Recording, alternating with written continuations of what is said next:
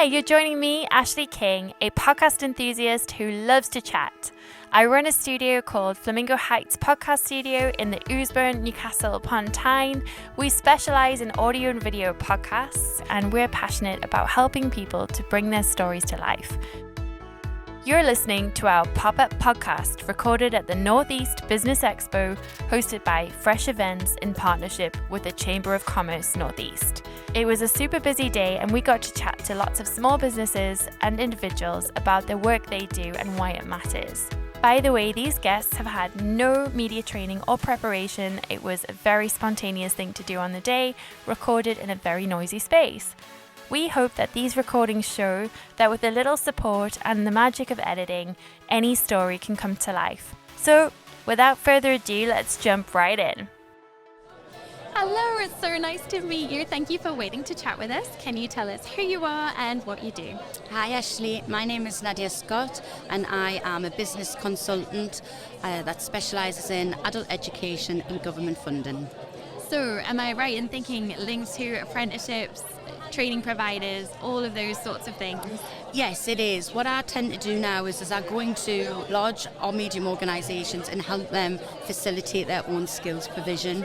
So to stop the cost of outsourcing that to external providers, I initiate an end-to-end consultancy where they can become their own providers, developing their own skills that's right for their organisations and not industry-wide. So it's very specific to them. I love that. So it sounds to me like providers can actually, or organisations can tailor whatever they want. So for me as a podcast studio, we can say, right, we want a podcast apprentice, but this is the type of skill set we want. We want to build a programme. Would I be understanding that right? Yes. Generally more in volume, but yes, you would come in and say, what is the gaps that you've got? We'd look at the provision that's already on the market, and then we would develop units to bridge those gaps so that them individuals were getting trained specifically into the roles of your business. Perfect. So your ideal client, what's their biggest challenge? If you just close your eyes and you get in their headspace, who do you want to work with and how are you going to help them?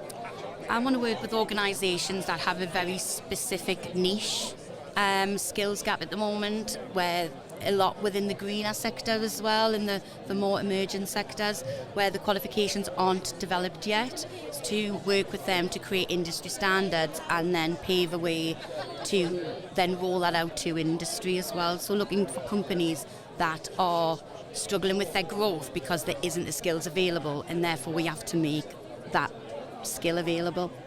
So actually it's be very thoughtful and looking at the future and scanning the landscape and thinking, right, these are the skills we need, and how are we going to help create this future workforce?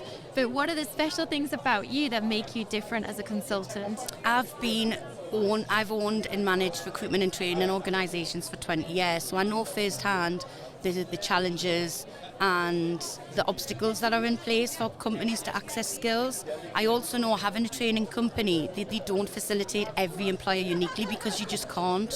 You can't be so flexible to give them in a bespoke service because you have to service so many. So I always felt like I was doing employers, I wasn't giving them the full service.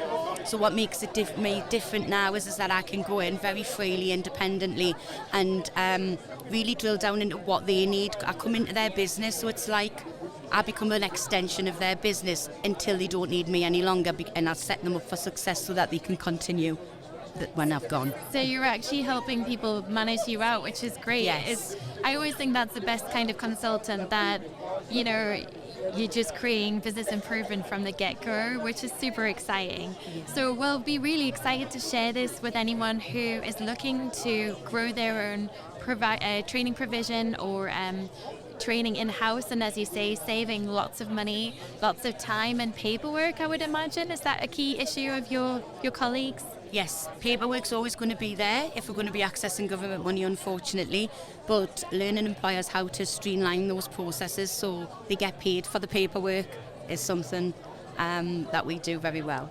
Good. Well, I'm delighted to hear about it. I would love to ask you a question. We're doing podcast myth or fact, right?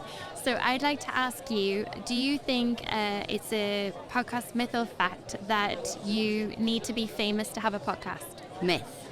What are your thoughts on that? I think anybody that's got a voice and has something that they want to share should give it a go. I think you don't have to be an expert, you just got to get up and try and keep trying. 100% agree. We say this to people all the time. If you've got something you're passionate about, if there's a cause or a belief or a topic that you have a special interest in, it's a great thing to try and do a podcast. And for those who don't want to start a podcast, you can also become a guest on other people's, and it's a great way to raise your profile and win new business as well. So yeah, we agree. You don't have to be famous or want to be famous. No. Exactly. Well, thank you very much. It's so nice to meet you. Thank you. Lovely to meet you, Ashley. Thanks for listening. If you enjoyed this content today and you feel inspired to start a podcast, reach out to us at hello@flamingoheights.co.uk. We can't wait to help you get your idea started.